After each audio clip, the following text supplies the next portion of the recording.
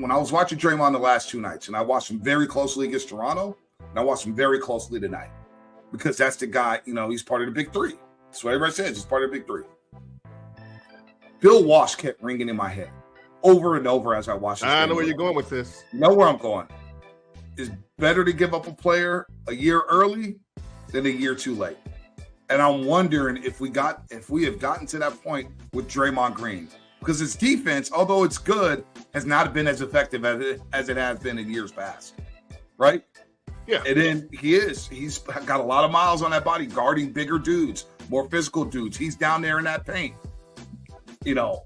This is why a few years ago, when I was doing radio on the morning roast 5 days a week, I thought trading Draymond Green, hey, get ahead of it. Maybe you trade Draymond Green to keep other guys, because whose game is going to age better? The shooting with Klay Thompson's or Draymond's physicality?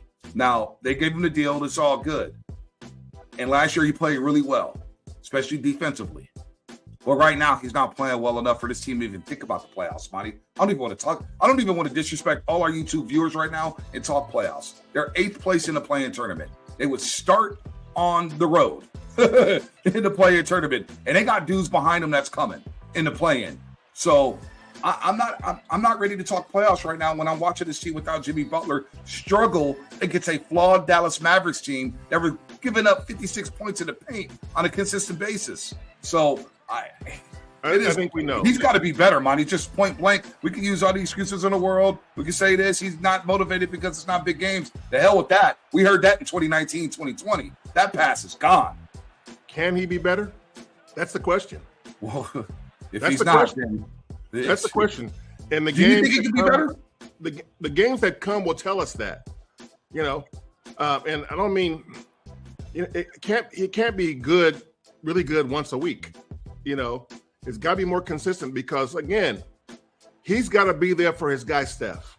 Yep. Because Steph has always been in Draymond's corner through all the crazy stuff, through all the stuff that really could have, in many ways, given the Warriors a reason to get rid of Draymond.